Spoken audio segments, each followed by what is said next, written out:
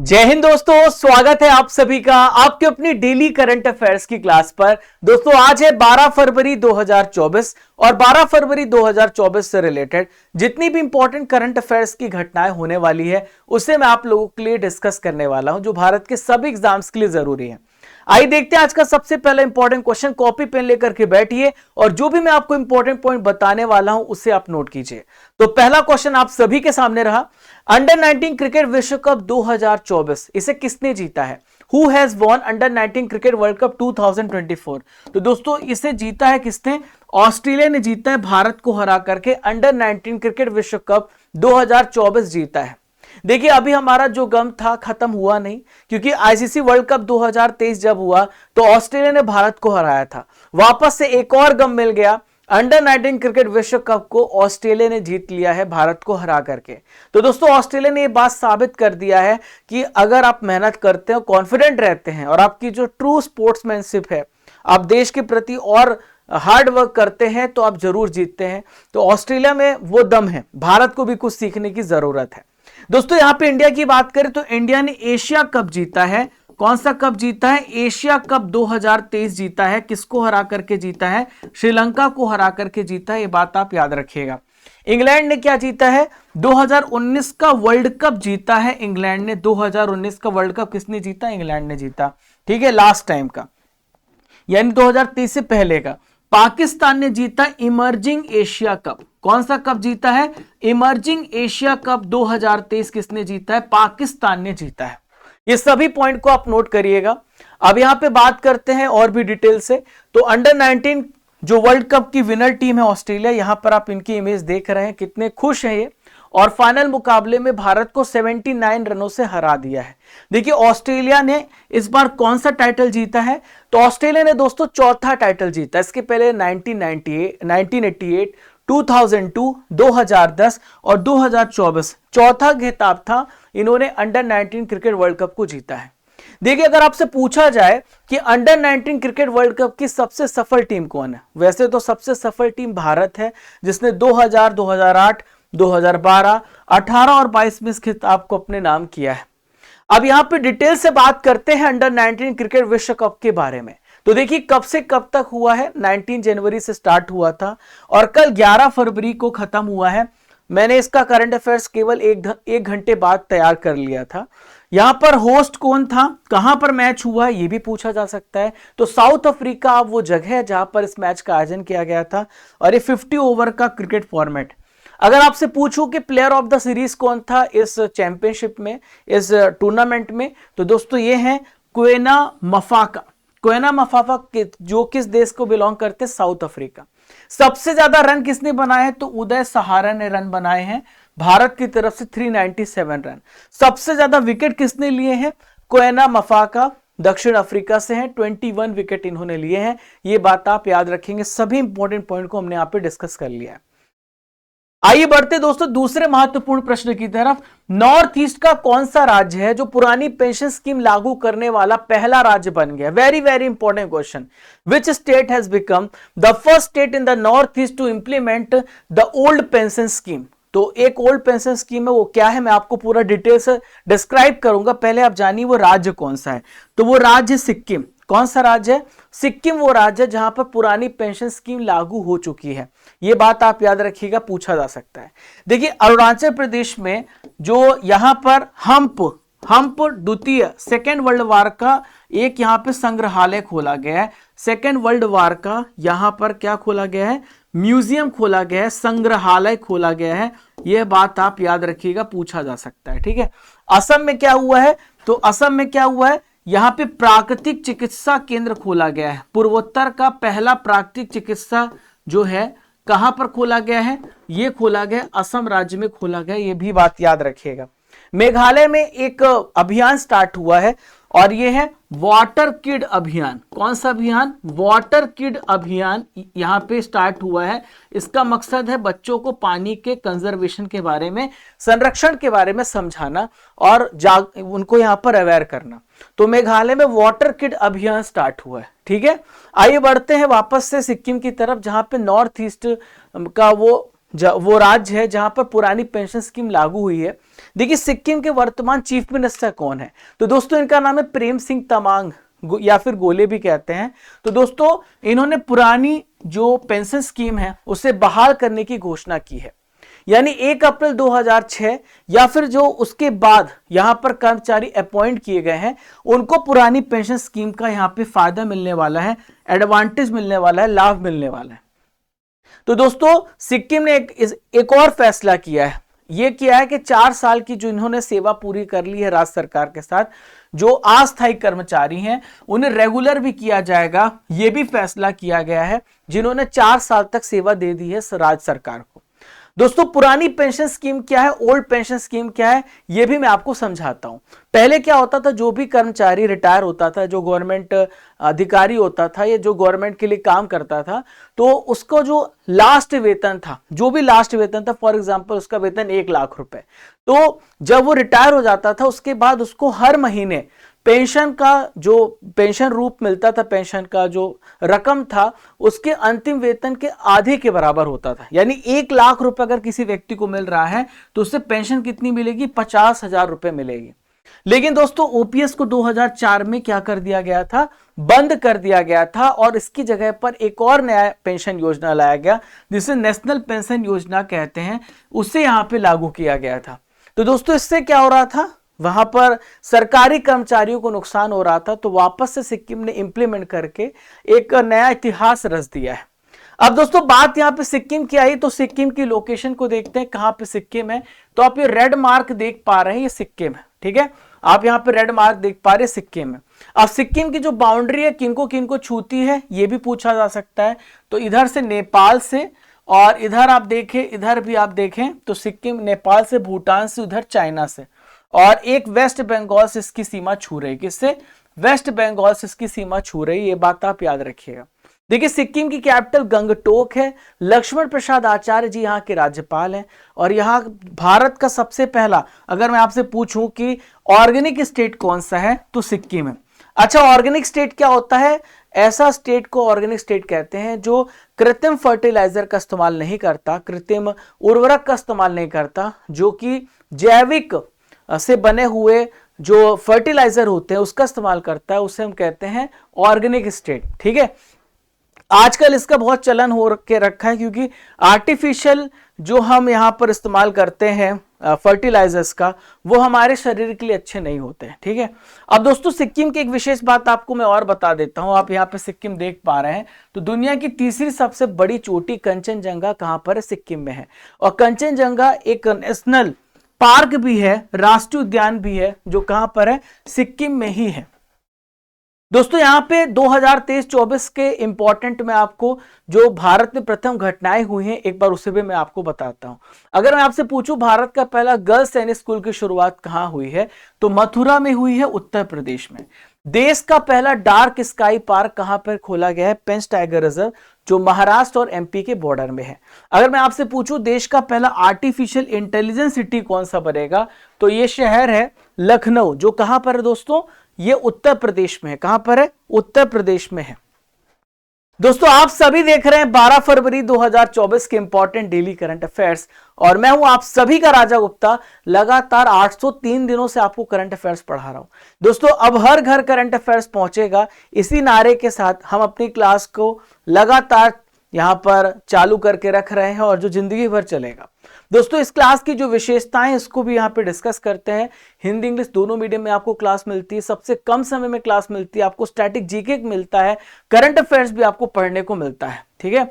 दोस्तों स्टडी कर एप्लीकेशन आप डाउनलोड करिएगा। इस एप्लीकेशन को डाउनलोड करने के बाद आप इस क्लास की पीडीएफ डाउनलोड कर सकते हैं।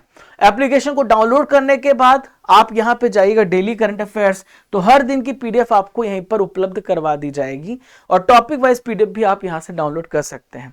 राजा गुप्ता करंट अफेयर्स हमारा टेलीग्राम चैनल है, आप इसे ज्वाइन कर लेना for important notes and updates, और जो आपको इंपॉर्टेंट यहां पर हम मटेरियल प्रोवाइड करते हैं वो टेलीग्राम से मिल जाएगा।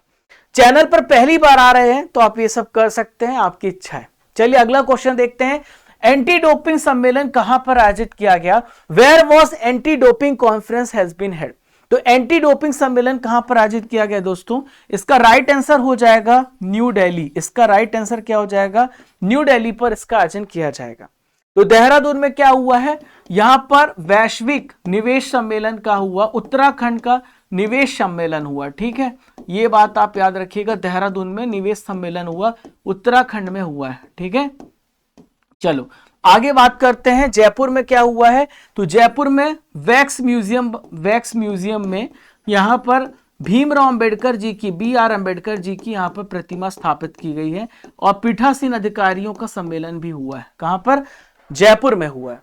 दोस्तों भोपाल में अंतरराष्ट्रीय धर्म सम्मेलन का आयोजन किया गया। कहां पर? भोपाल में अंतरराष्ट्रीय धर्म सम्मेलन का आयोजन किया गया है। इसके अलावा राज्य जो खनन मंत्री हैं, कौन? राज्य खनन मंत्रियों का दूसरा सम्मेलन हुआ। राज्य खनन मंत्रियों का यहां पर दूसरा सम्मेलन हुआ है, ये बात आप लिख लीजिएगा। ठीक है, तो दोस्तों न्यू दिल्ली में हुआ है एंटी डोपिंग सम्मेलन।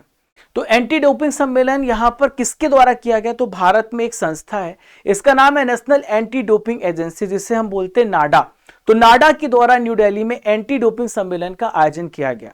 अब देखिए इसका मकसद क्या है? एथलीटों को यहां पर डोपिंग के बारे में समझाना, और यहां पर जो डोपिंग पदार्थ है उसका वो सेवन ना करे, जिससे कि स्पोर्ट्समैनशिप अफेक्ट होती है और खिलाड़ियों का शरीर भी बर्बाद होता है। इसके अलावा उनको बताना कि उनको किस चीज का सेवन करना चाहिए, उनको किस पोषण का इस्तेमाल करना चाहिए, किस न्यूट्रिशन का यूज करना चाहिए, ताकि वो अपने स्पोर्ट्स में बेस्ट परफॉर्म कर सके। ये इसका मकसद है। तो एथलीटों को पोषण मानकों की जानकारी प्रदान करना इसका उद्देश्य है।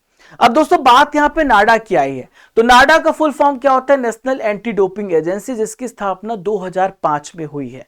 तो इस संस्था का काम क्या होता है? एथलीटी में डोपिंग संबंधी जांच करना। और इसके अध्यक्ष वर्तमान में भारत के खेल मंत्री हैं, जो कि कौन है? अनुराग सिंह ठाकुर है। दोस्तों इसी प्रकार से विश्व स्तर पर एक संस्था जिसे हम बोलते हैं वाडा को बोलते हैं वर्ल्ड एंटी डोपिंग एजेंसी, जिसकी स्थापना 1999 में हुई है। ठीक है, और इसका हेडक्वार्टर कहां पर है? मॉन्ट्रियल कनाडा में है। यह आपसे पूछा जा सकता है। दोस्तों मैं आपको प्रमुख सम्मेलन 2024 के बारे में बताने वाला हूं, जो आपसे पूछे जा सकते हैं। तो यहां पर विविधता का अमृत महोत्सव, ये कहां पर हुआ है? 2024, ये न्यू दिल्ली में हुआ है।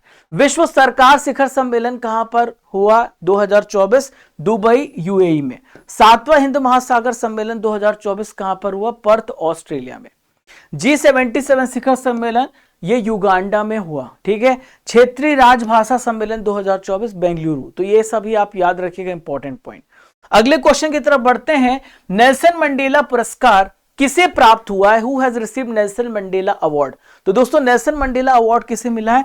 नीम हंस को मिला। किसे मिला? इसका राइट आंसर क्या हो जाएगा? नीम हंस इसका राइट आंसर है। देखिए जावेद अख्तर को कौन सा अवार्ड मिला है? पद्मा पाड़ी लाइफ टाइम अचीवमेंट अवार्ड से सम्मानित किया गया है। ठीक है, डॉक्टर हेमाचंद्रन रवि कुमार को कर्मवीर पुरस्कार से सम्मानित किया गया है। कबीर बेदी को ऑर्डर ऑफ मेरिट पुरस्कार से, किससे? ऑर्डर ऑफ मेरिट पुरस्कार से इटली के द्वारा यहां पे सम्मानित किया गया। किसने? इटली ने सम्मानित किया है कबीर बेदी को। ठीक है, तो यहां पर हम बात करते हैं नीम हंस के बारे में, जिन्हें नेल्सन मंडेला पुरस्कार मिला है। तो सबसे पहले आप नीम हंस का फुल फॉर्म जानिए। तो इसका फुल फॉर्म है national institute of mental health and neuro sciences. तो यहां पर आप याद रखेंगे national institute of mental health and neuro sciences, इसका फुल फॉर्म।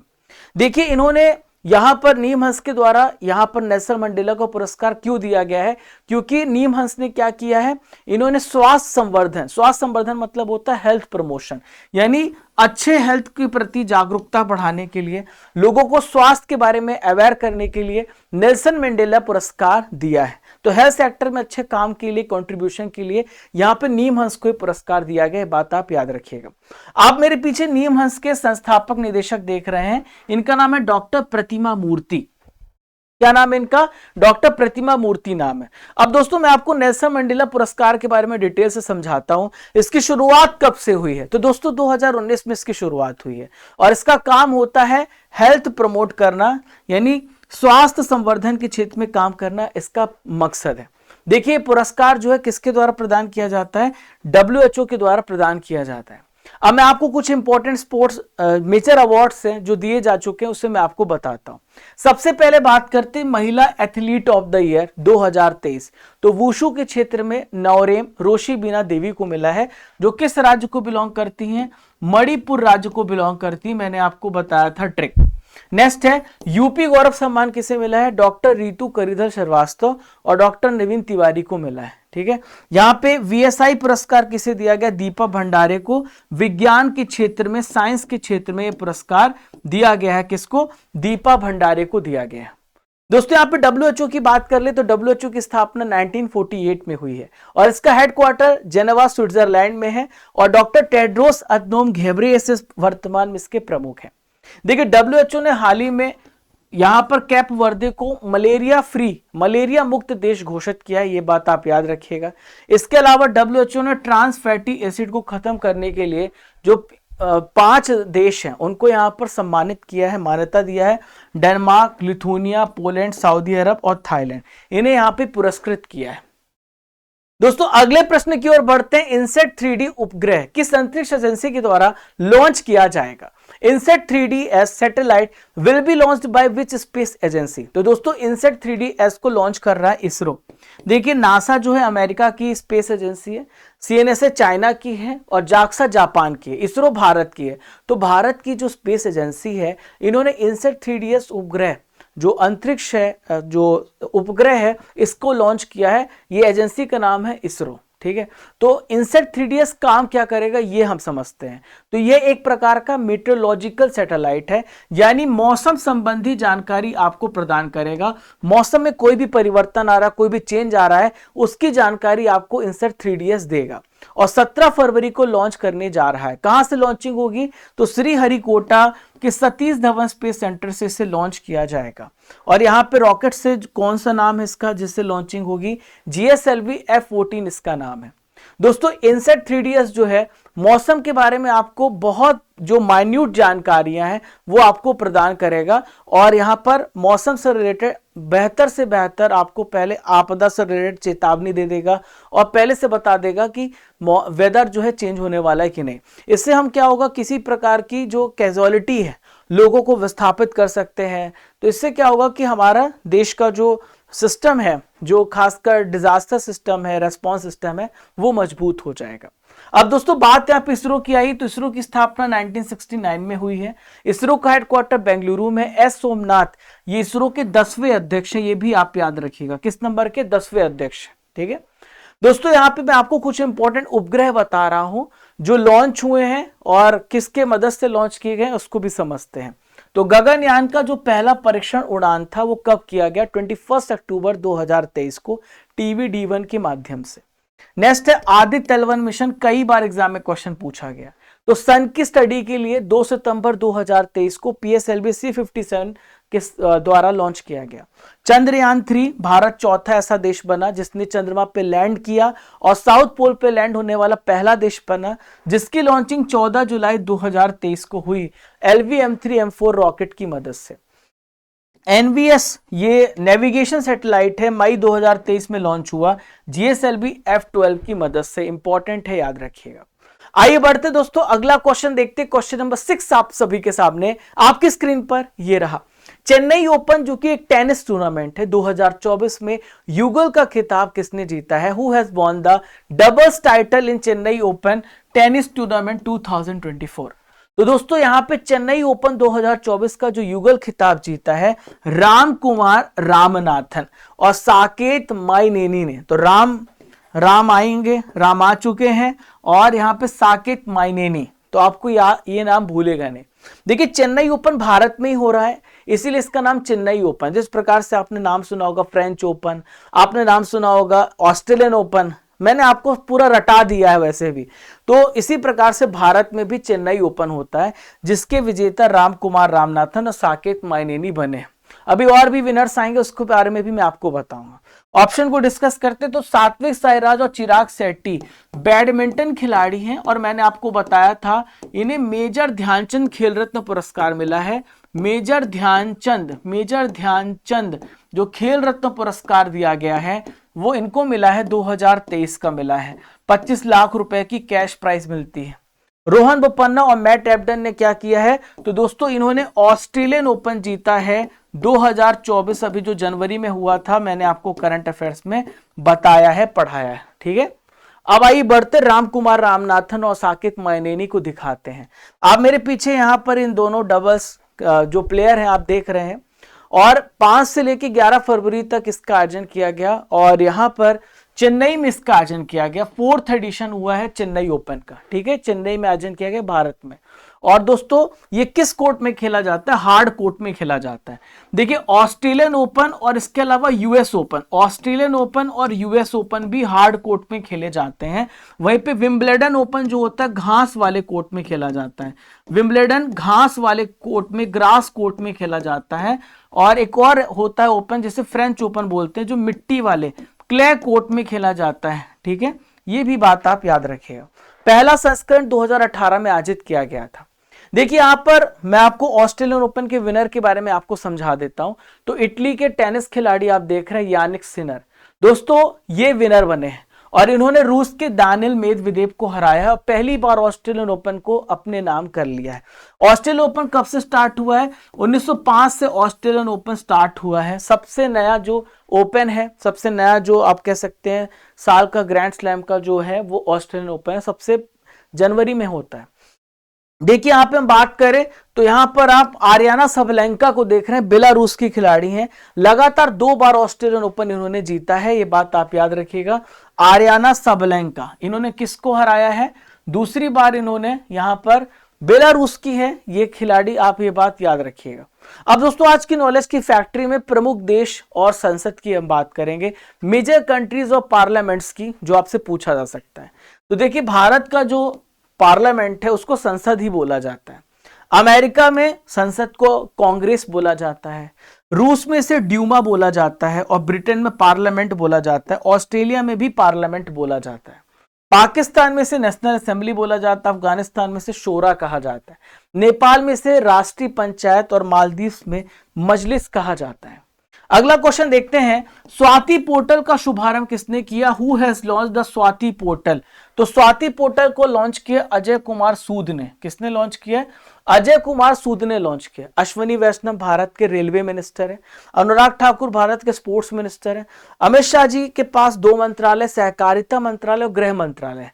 तो अजय कुमार सूद ने स्वाति पोर्टल को लॉन्च किया। दोस्तों कौन है अजय कुमार, तो अजय कुमार भारत के प्रिंसिपल साइंटिफिक एडवाइजर है, यानी हिंदी में बोलूं तो ये प्रधान वैज्ञानिक सलाहकार है। कौन है, प्रधान वैज्ञानिक सलाहकार है।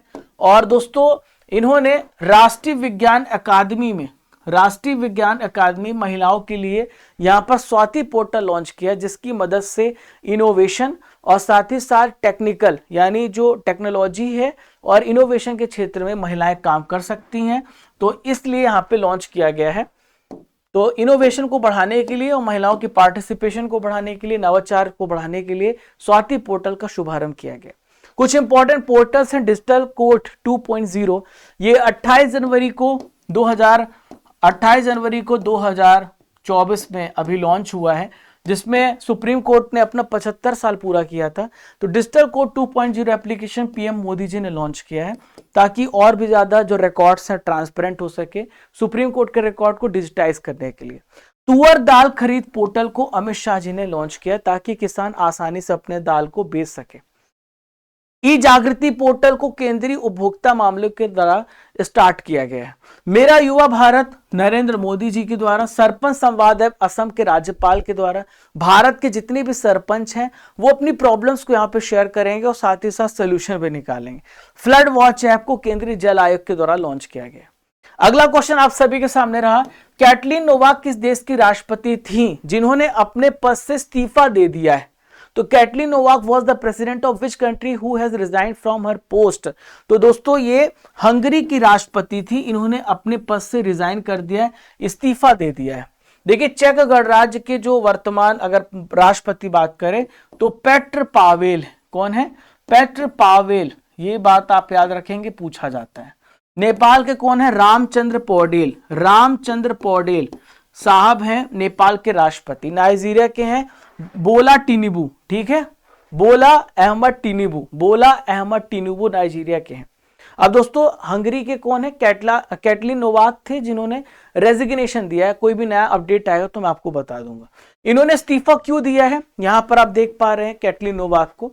तो ऐसा बताया जा रहा है कि एक युवक था जो यौन मामले में फंसा हुआ था, तो उनको इन्होंने क्या कर दिया, माफ कर दिया, उनको इन्होंने पार्डन कर दिया। राष्ट्रपति के पास ताकत होती है। इसके बाद बहुत ज्यादा प्रोटेस्ट हुआ और इस वजह से कैटलिन नोवाक ने यहां पर क्या कर दिया, रिजाइन कर दिया। 2022 में हंगरी की राष्ट्रपति बनी थी। अगला क्वेश्चन आप सभी के सामने रहा, विज्ञान में महिलाओं और लड़कियों का अंतरराष्ट्रीय दिवस कब मनाया जाता है? When is the international day of women and girls in science observe? तो दोस्तों 11 फरवरी को मनाया जाता है विज्ञान में महिलाओं और लड़कियों का अंतरराष्ट्रीय दिवस। वैसे भारत में 24 जनवरी को राष्ट्रीय बालिका दिवस मनाया जाता है और 8 मार्च को अंतरराष्ट्रीय महिला दिवस मनाया जाता है। तो विज्ञान के क्षेत्र में हम बात करें, साइंस के क्षेत्र में 6 फरवरी को सेफर इंटरनेट डे मनाया जाता है, वर्ल्ड सेफर इंटरनेट डे, सुरक्षित इंटरनेट दिवस मनाया जाता है। ठीक है, 10 फरवरी को विश्व दलहन दिवस मनाया जाता है और 13 फरवरी को वर्ल्ड रेडियो डे मनाया जाता है। ठीक है, तो दोस्तों यहां पे हम बात करें 11 फरवरी को यह दिवस मनाया गया। तो इसका मकसद यही है कि जो वीमेंस हैं उनका पार्टिसिपेशन बढ़ाना और कि वो साइंस के क्षेत्र में आगे बढ़े, और इसके अवेयरनेस के लिए दिवस मनाया जाता है। इसका विषय क्या है, विज्ञान नेतृत्व में महिलाएं और लड़कियां स्थिरता के लिए नया युग, women and girls in science leadership, a new era for sustainability. दोस्तों यहां पर इंपॉर्टेंट दिवस की बात करें तो 1 फरवरी को भारतीय तट रक्षक दिवस मनाया जाता है, 2 फरवरी को वर्ल्ड वेटलैंड डे, 3 फरवरी को राष्ट्रीय गोल्डन रिट्रीवर दिवस, 4 फरवरी को विश्व कैंसर दिवस और 4 फरवरी को श्रीलंका का राष्ट्रीय दिवस, 6 फरवरी को मैंने आपको बताया, 10 फरवरी को एक इंपॉर्टेंट डे है राष्ट्रीय कृमि मुक्ति दिवस और 10 फरवरी को विश्व दलहन दिवस मनाया जाता है। आज का आखिरी इंपॉर्टेंट करंट अफेयर्स आप सभी के सामने रहा, 67वीं 67 नंबर की Akhil Bharatiya police duty meet का आयोजन कहां किया जा रहा है? तो where is 67th all India police duty meet being organise? तो दोस्तों लखनऊ इसका राइट आंसर हो जाएगा। क्या हो जाएगा? लखनऊ पर यहां पर इसका आयोजन किया जा रहा है। देखिए कानपुर पर मैंने आपको बताया था एक वेलोसिटी एक्सपेंशन का, यहां पर वेलोसिटी एक्सपेंशन का टेस्ट किया गया जो मिसाइल की टेस्टिंग के लिए इस्तेमाल किया जाएगा। ठीक है, और यहां पर अयोध्या में क्या हुआ? तो दोस्तों अयोध्या में ये जो है सौर ऊर्जा, सोलर एनर्जी से चलने वाली यहां पर बोट स्टार्ट की गई है, सोलर एनर्जी से जो चलेगी। बनारस की बात करें तो यहां पर बनारस को क्या कहा जाता है? भारत का कल्चरल कैपिटल कहा जाता है, भारत की सांस्कृतिक राजधानी कहा जाता है। किसको? ये बनारस को कहा जाता है। लखनऊ की हम बात कर रहे हैं जिसे 67 नंबर के Akhil Bharatiya police duty meet का आयोजन किया गया है। तो 12 फरवरी से लेकर 16 फरवरी तक इसका आयोजन होगा और इसका उद्देश्य क्या है? तो जितने भी पुलिस ऑफिसर्स हैं तो यहां पर उनको यहां पर क्या करना, आपस में सहयोग को बढ़ाना और उनके एक्सेलेंस को बढ़ाना, उनकी उत्कृष्टता और सहयोग को बढ़ावा के लिए यहां पर ये क्या किया जा रहा है? ये 12 से लेकर 16 फरवरी तक इसका आयोजन किया जा रहा है भारतीय पुलिस ड्यूटी मीट का। ठीक है, अब दोस्तों यहां पे हम बात करते हैं रेलवे सुरक्षा बल के बारे में जो इंपॉर्टेंट है। तो आरपीएफ की बात करें तो भारत सरकार के रेल मंत्रालय के अंतर्गत एक सशस्त्र बल है और 2004 से ये आरपीएफ को रेलवे यात्री क्षेत्र, रेलवे यात्रियों की सुरक्षा की जिम्मेदारी सौंपी गई है और यहाँ पे वर्तमान में रेलवे सुरक्षा बल के महानिदेशक मनोज यादव जी हैं और 2030 तक भारतीय रेलवे का लक्ष्य है शुद्ध शून्य कार्बन उत्सर्जन, यानी नेट कार्बन न्यूट्रल बनना। जितना कार्बन इमिट कर रहे हैं उतना एब्जॉर्ब करने के लिए हमें यहाँ पर प्लांटेशन करना है। ठीक है दोस्तों, अब यहाँ पर आपको 10 महत्वपूर्ण करंट अफेयर्स पूरे हो गए हैं। अब यहाँ पर ट्रिपल आर सेशन की बारी है जहां पर हम पुराने महीने के करंट अफेयर्स का रिवीजन करते हैं। आइए देखते हैं भारतीय सैन्य विरासत महोत्सव के पहले संस्करण का आयोजन कहां किया गया? तो इसका आयोजन कहां पर हुआ है? न्यू दिल्ली में हुआ है। ध्यान सुनते जाइएगा। आरबीआई ने कहां पर उप कार्यालय का उद्घाटन किया है? तो ईटानगर में उप कार्यालय का उद्घाटन किया गया है। बिशन सिंह बेदी का निधन हो गया। वह किस खेल से संबंधित थे? तो क्रिकेट से ये संबंधित थे जिनका निधन हो गया है। अबू धाबी मास्टर्स 2023 बैडमिंटन में महिला एकल का खिताब किसने जीता है? उन्नति हुड्डा ने जीता है। देश का पहला nano liquid DAP fertiliser plant कहां शुरू किया गया? गांधीनगर में शुरू किया गया। बिम्स्टेक के महासचिव बनने वाले पहले भारतीय कौन है? तो इंद्रमणि पांडे हैं बिम्स्टेक के महासचिव बनने वाले पहले भारतीय। अगले क्वेश्चन की तरफ बढ़ते हैं। चुनाव आयोग ने किस अभिनेता को नेशनल आइकन घोषित किया है? राजकुमार राव को घोषित किया है।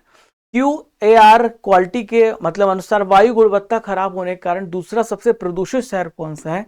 तो यह है मुंबई। रॉबर्ट फीको किस देश के प्रधानमंत्री बने हैं? तो स्लोवाकिया के प्रधानमंत्री बने रॉबर्ट फीको। भारत में ऑनलाइन वित्तीय धोखाधड़ी से लड़ने के लिए डीजी कवच प्रोग्राम किसने लॉन्च किया है? तो दोस्तों इसे गूगल ने लॉन्च किया है। दोस्तों अब यहां पर मैं आपको जो 10 फरवरी का करंट अफेयर्स परसों था, आपने करंट अफेयर्स पढ़ा, उसका रिवीजन करेंगे। कल संडे था और संडे को हमने वीकली करंट अफेयर्स पढ़ा है, तो 10 फरवरी सैटरडे को हमने जो करंट अफेयर्स पढ़ा था उसका रिवीजन करेंगे। भारत रत्न 2024 से किसे सम्मानित किया गया? तो तीनों व्यक्तियों को यहां पे भारत रत्न से सम्मानित किया गया।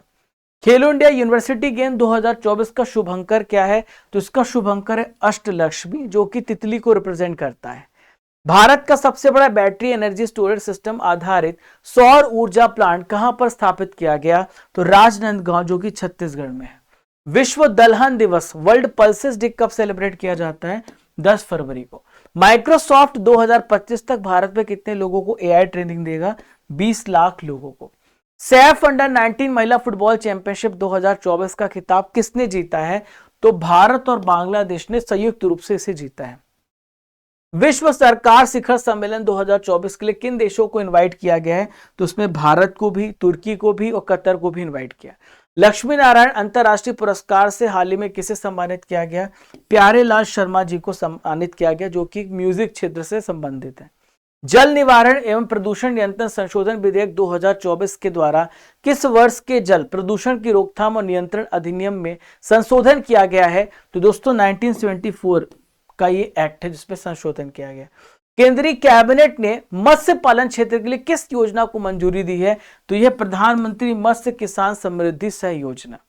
दोस्तों अब यहां पर आज लूसेंट जीके में केमिस्ट्री के 5 महत्वपूर्ण प्रश्नों को डिस्कस करेंगे, वेरी इंपॉर्टेंट, ध्यान सुनिएगा। परमाणु के नाभिक में यानी न्यूक्लियस में क्या पाया जाता है? तो परमाणु के नाभिक में आपको क्या देखने को मिलेगा? प्रोटॉन और न्यूट्रॉन। तो ये एटम है और यहां पर ये न्यूक्लियस है, यहां पे प्रोटॉन होगा और इसके अलावा न्यूट्रॉन होगा जो कि चार्जलेस है और इलेक्ट्रॉन बाहर इसके यहां पर रिवॉल्व करता है। इनमें से कौन सा आवेश रहित कण है? विच चार्जलेस पार्टिकल? तो जो चार्जलेस पार्टिकल है वो न्यूट्रॉन है। न्यूट्रॉन में कोई चार्ज नहीं होता, न्यूट्रल होता है। प्रोटॉन की खोज किसने की थी? Who discovered proton? तो रदरफोर्ड ने प्रोटॉन की खोज की थी, ठीक है। थॉमसन ने किसकी खोज की थी? इलेक्ट्रॉन की खोज की थी थॉमसन ने, जे थॉमसन ने इलेक्ट्रॉन की खोज की थी। अब मुझे आप कमेंट बॉक्स में बताइए चैडविक ने किसकी खोज की और फराडे ने किसकी खोज की? आप मुझे कमेंट बॉक्स पे बताएं। इनमें से किस परमाणु के नाभिक में एक भी न्यूट्रॉन नहीं होता है? तो इनमें से किस हाइड्रोजन वो है जिसमें एक भी आपको न्यूट्रॉन देखने को नहीं मिलेगा, ये बात याद रखें। द्रव्यमान संख्या किसका योग है? What is the sum of mass number? तो जो मास नंबर बनता है किससे बनता है? तो मास नंबर आप याद रखिएगा प्रोटॉन और न्यूट्रॉन को मिला करके बनता है, उसे मास नंबर बोला जाता है। दोस्तों 12 फरवरी की करंट अफेयर्स का मैं आपका टेस्ट लेने वाला हूं, आइए देखते हैं आज के टेस्ट को। प्रेम सिंह तमांग किस राज्य के चीफ मिनिस्टर हैं? तो आपको मैंने पढ़ाया सिक्किम राज्य के प्रेम सिंह तमांग इसके चीफ मिनिस्टर है। तो यहां पर आप ऐसे याद रख सकते हैं, जो व्यक्ति प्रेम में पड़ जाता है वो सिक हो जाता है, सिक यानी बीमार हो जाता है, तो हमें प्रेम में नहीं पड़ना चाहिए, तो ऐसे याद रखेंगे। तो प्रेम में नहीं पड़ेंगे, सिक्किम, ठीक है। नेशनल एंटी डोपिंग एजेंसी नाडा की स्थापना किस वर्ष हुई है? 2005 में नाडा की स्थापना हुई है। नेल्सन मंडेला किस देश के राष्ट्रपति थे रहे हैं? दक्षिण अफ्रीका के राष्ट्रपति रहे हैं, 28 सालों तक जेल में रहे। जाक्सा किस देश की अंतरिक्ष एजेंसी है? तो जापान की अंतरिक्ष एजेंसी है जाक्सा। चेन्नई ओपन किस खेल से रिलेटेड है? तो टेनिस से ही संबंधित है। चेन्नई ओपन अभी चेन्नई में ही चल रहा है। गूगल की स्थापना कब हुई है? 1998 में हुई है। रमेश बैस किस राज्य के गवर्नर है? तो महाराष्ट्र राज्य के गवर्नर है रमेश बैस। विश्व आर्द्र भूमि दिवस कब मनाया जाता है? 2 फरवरी को मनाया जाता है। रेलवे सुरक्षा बल के महानिदेशक कौन है?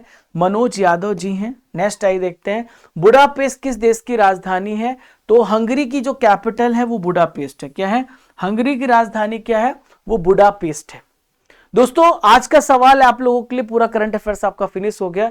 इसरो के वर्तमान में अध्यक्ष कौन है? इसका आंसर आपको कमेंट बॉक्स पे देना है। आपको पहचानना है ये इमेज किस महिला की है, इनके बारे में आपको डिटेल्ड एक्सप्लेनेशन देना है, बताना है कि ये इमेज किस महिला की है। दोस्तों हमारा एक और इंपॉर्टेंट चैनल है जिसे हम बोलते हैं स्टडी कर, ठीक है। ये हमारी पूरा मतलब आप ये कह सकते हैं यही हमारा मेन चैनल है। और जो आप जिस चैनल पे पढ़ रहे हैं करंट अफेयर्स चैनल है, जो कि आप करंट अफेयर्स राजा गुप्ता करंट अफेयर्स के नाम से जानते हैं। तो जितने भी मेरे लाइव क्लासेस अभी चलेंगे यहाँ पर स्टडी घर पे चलेंगे, हमारी टीम आपको यहाँ पर क्लास दे रही है, मैथ्स की क्लास दे रही है शाम को 6:30 बजे। और आज 7वां दिन है, आज 7वां दिन है, प्रॉफिट एंड लॉस चल रहा है, क्लास जरूर अटेंड करिएगा।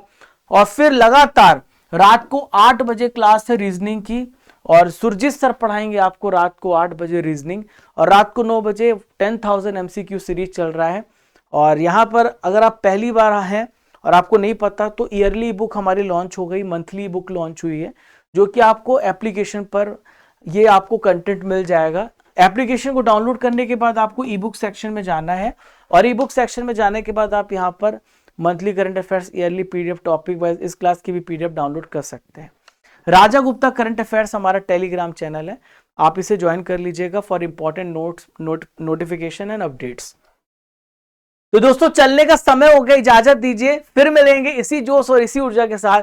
तब तक के लिए आप सभी को जय हिंद, जय भारत, खुश रहें, मुस्कुराते रहें, जब तक तोड़ेंगे नहीं तब तक छोड़ेंगे नहीं।